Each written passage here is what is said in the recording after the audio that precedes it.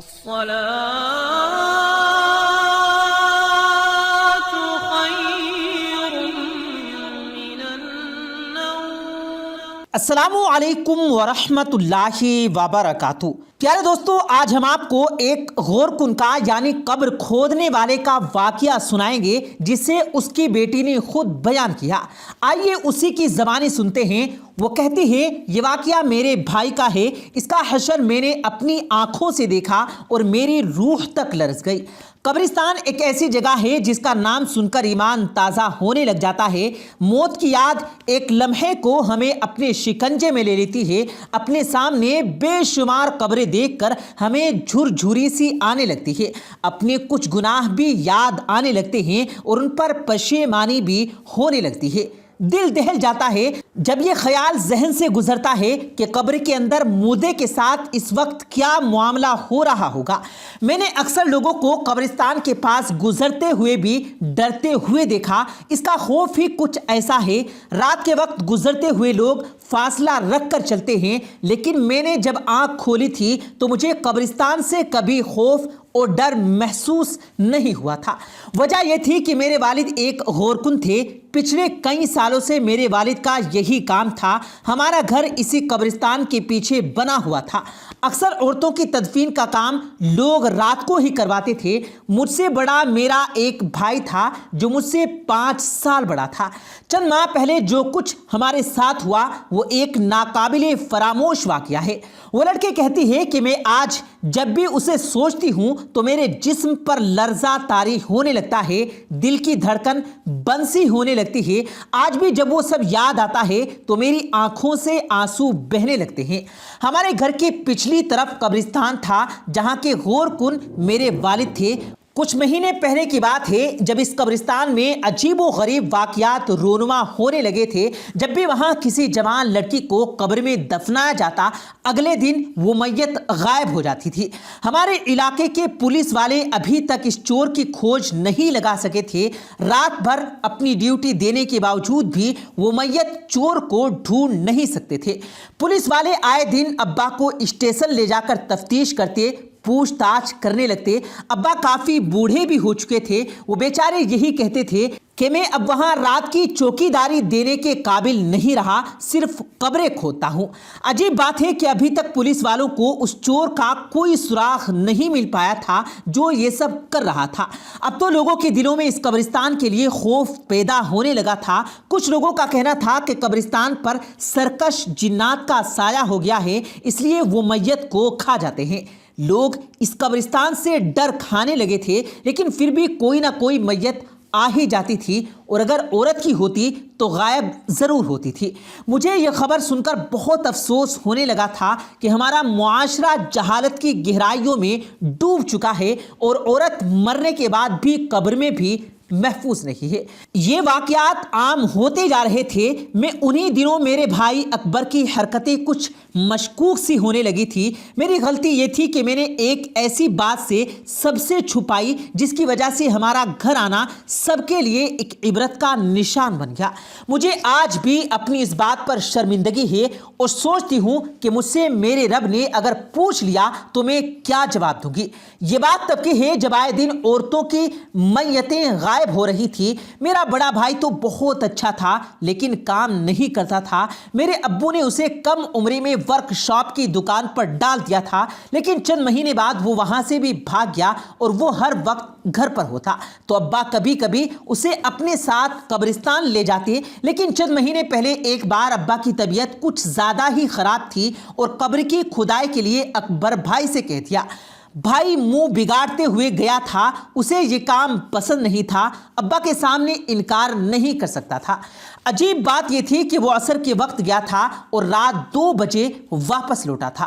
حالانکہ وہ کام چور قسم کا تھا، سست اور کاہل بہت تھا۔ رات 2 بجے تک مجھے اس کے انتظار میں جاگنا پڑا کیونکہ اماں اور ابا جلدی سو جاتے تھے۔ جب وہ گھر میں داخل ہوا تو اسے دیکھ کر میں کچھ پریشان سی ہوئی۔ وہ حد درجہ پریشان اور بدحواس تھا۔ سردی کے موسم میں بھی اس کے چہرے سے پسینہ پانی کی طرح بہہ رہا تھا۔ رنگت اڑی ہوئی تھی، آنکھیں سرخ ہو رہی تھی، کپڑے اور ہاتھ پاؤں مٹی سے بھرے ہوئے تھے۔ جلدی سے گھر میں وہ داخل ہوا اور دروازہ بند کر دیا۔ مجھ سے کہنے لگا جلدی سے میرے کپڑے نکالو، میں نہانے جا رہا ہوں۔ وہ لڑکی بتاتی ہے کہ میں اسے دیکھ کر اس لیے بھی پریشان ہوئی کہ اس طرح کی حالت اس کی پہلے کبھی نہیں ہوئی تھی۔ وہ جب نہا دھو کر واپس آیا تو میں نے اسے کھانے کے لیے پوچھا، اس نے صاف انکار کر دیا۔ کہنے لگا مجھے بھوک نہیں۔ مجھے یہ بات بھی تعجب میں ڈال رہی تھی کہ اسے بھوک بہت لگتی تھی اور وہ کھانا کھائے بغیر ہی قبر کی کھدائی کے لیے چلا گیا تھا۔ مجھے کہہ گیا تھا کہ واپس آ کر کھانا کھاؤں گا اور اب آ کر کھانا بھی نہیں کھا رہا تھا۔ ایسا کبھی پہلے نہیں ہوا تھا۔ نہ جانے کس بات کی بے چینی تھی، اس رات کو وہ صحن میں چارپائی ڈالے سو گیا تھا۔ اگلے دن بابا قبرستان سے گھر آئے تو بہت پریشان تھے۔ اماں سے کہنے لگے کہ جس لڑکی کی قبر اکبر کھودنے گیا تھا اس قبر سے اس لڑکی کی میت غائب ہو گئی ہے۔ یہ سن کر اکبر بھائی کے ہاتھ سے پانی کا گلاس چھوٹ کر گر گیا اور وہ اس وقت کھانا کھا رہا تھا۔ ابا کی بات سن کر اس کی حالت عجیب سی ہونے لگی تھی۔ ابا نے اکبر بھائی کو غور سے دیکھا تو اس کی رنگت اڑنے لگی تھی۔ ابا نے کہا تجھے کیا ہوا ہے؟ ابا کے پوچھنے پر وہ بوکھلاہٹ کا شکار ہو گیا۔ اس کی آواز میں ہچکچاہٹ سی آنے لگی۔ کہنے لگا کہ کچھ نہیں، کچھ بھی تو نہیں ہوا، میں نے خود قبر ٹھیک سے کھودی تھی، مجھے نہیں پتا۔ اکبر بھائی کے پسینے چھوٹنے لگے تھے، وہ اٹک کر بول رہے تھے۔ ابا نے کہا تم مغرب کے بعد فارغ ہو چکے تھے، پھر گھر کیوں نہیں آئے؟ رات بھر کہاں تھا تو؟ یہ سن کر اکبر بھائی مزید بدحواس ہو گئے۔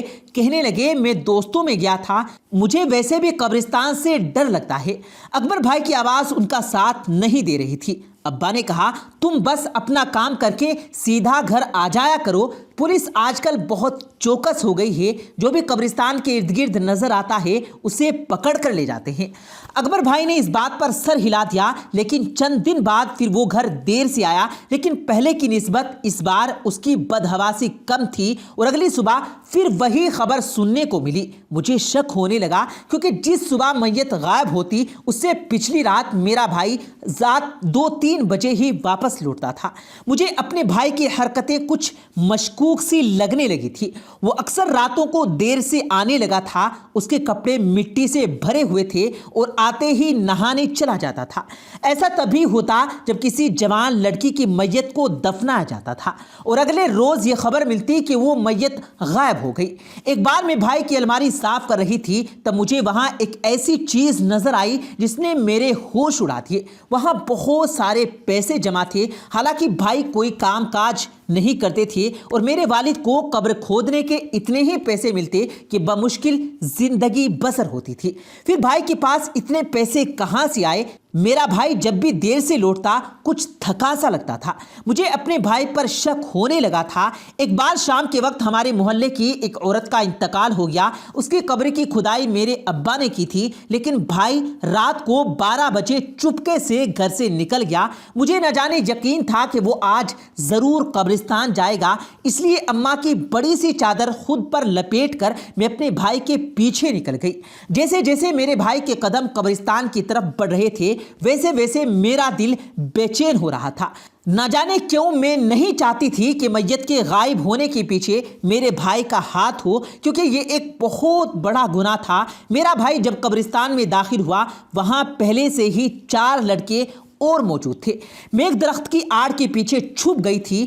وہ لوگ ایک کونے کی طرف بڑھ گئے اور ایک گڑھا کھودنے لگے۔ مجھے حیرت اس وقت ہوئی جب بھائی اور 2-4 لڑکے کسی گڑھے میں جا چکے تھے۔ وہ دیکھ کر میری آنکھیں پھٹی کی پھٹی رہ گئی۔ انہوں نے شاید اس میں کوئی سرنگ بنا رکھی تھی۔ کافی دیر بعد جب وہ لوگ یہاں سے باہر نکلے تو ایک سفید کفن میں لپٹی لاش کو اندر سے باہر نکال رہے تھے کہ میرا دل یہ دیکھ کر دھڑکنا بھول گیا تھا۔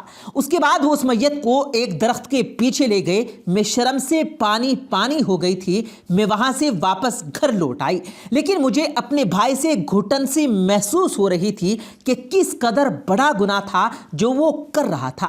پھر میری آنکھوں سے آنسو بہنے لگے۔ رات کو جب بھائی واپس آئے تو اسے دیکھ کر مجھے اسے نفرت سی محسوس ہونے لگی۔ مجھے یہ سوچ کر خوف آنے لگا تھا کہ کیسے کوئی مردہ وجود اپنی ہوس कैसे पूरी कर सकता ہے؟ پھر میں نے سوچا کہ اپنے خبیث بھائی کے بارے میں پولیس کو بتا دوں، لیکن پھر بتا نہیں پائی کیونکہ اپنے سگے بھائی خونی رشتے کے معاملے میں انصاف سے چلنا مشکل ہوتا ہے۔ میں بھی شاید ایسا حوصلہ نہیں رکھتی تھی۔ میں اپنے بھائی سے نفرت تو کر سکتی تھی لیکن اسے جیل کی سلاخوں کے پیچھے نہیں دیکھ سکتی تھی، اس لیے میں نے چپی سادھ لی۔ لیکن کچھ دن بعد جب اکبر رات کو دیر سے واپس آیا تو بری طرح سے چلا رہا تھا۔ میں ڈر سی گئی تھی، وہ اتنا زور زور سے چلا رہا تھا کہ اس کی آواز پوری گلی میں گونج رہی تھی۔ میں نے جلدی سے دروازہ کھولا تو اپنا ہاتھ پکڑے تڑپ رہا تھا۔ اس کا ہاتھ دیکھ کر میری روح لرز گئی۔ اس کا ہاتھ کالے بالوں سے بھرا ہوا تھا اور اس میں سے خون ٹپک رہا تھا۔ میں نے پوچھا یہ کیا ہوا تو کہنے لگا میں نے قبر میں ہاتھ ڈالا تھا، اس مردے کو شاید عذاب ہو رہا تھا، میرے ہاتھ میں بچھو چڑھ گئے، شاید انہوں نے ڈنک مار دیا ہے۔ اس کے بعد مجھے اتنی تکلیف ہے، اس کے چلانے کی آواز سے میرے امی ابا اٹھ کر آ گئے۔ بھائی نے ان سے جھوٹ بول دیا کہ قبر کھودتے وقت اس کا بٹوا قبر میں گر گیا تھا، اس لیے اسے نکالنے کے لیے اس نے اپنا ہاتھ قبر میں ڈالا، لیکن میں تو جانتی تھی کہ اصل ماجرا کیا تھا۔ میرے والد نے بہت سارے ڈاکٹرز کو بھائی کا ہاتھ دکھایا اور اس پر ہر دعا بے اثر تھی۔ 4 دن بعد اسی اذیت میں، اسی تکلیف میں وہ مر گیا۔ ہم پر تو گویا قیامت ٹوٹ پڑی تھی۔ اماں تو بالکل گمسم سی ہو گئی تھی، ابا بھی بے جان سے ہو گئے تھے۔ ہم پر بہت بڑا سانحہ گزرا تھا، لیکن جس بات نے ہمیں حیران کیا تھا وہ یہ تھی کہ بھائی کا پورا جسم کالے سیاہ بالوں سے بھرنے لگا تھا۔ اس کے چہرے پر بھی کالے بال اگنے لگے تھے۔ اس سے پہلے کہ لوگ ہم سے اس کے عمل کے بارے میں پوچھتے، ابا نے جلدی سے غسل دے کر دفن کر دیا۔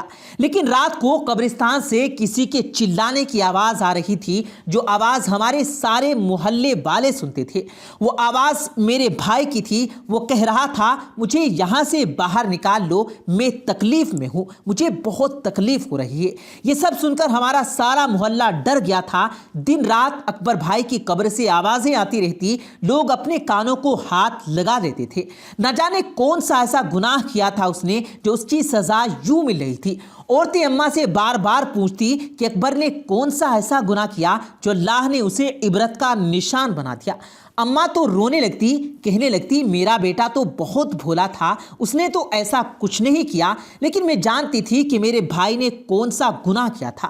آخر میں اللہ رب العزت سے دعا ہے کہ اللہ تعالی ہمیں نیک عمل کرنے اور برائی سے بچنے اور بچانے کی توفیق عطا فرمائے، آمین ثم آمین۔ آج کی اس ویڈیو میں بس اتنا ہی، ملتے ہیں پھر ایک قیمتی ویڈیو کے ساتھ، تب تک کے لیے اللہ حافظ۔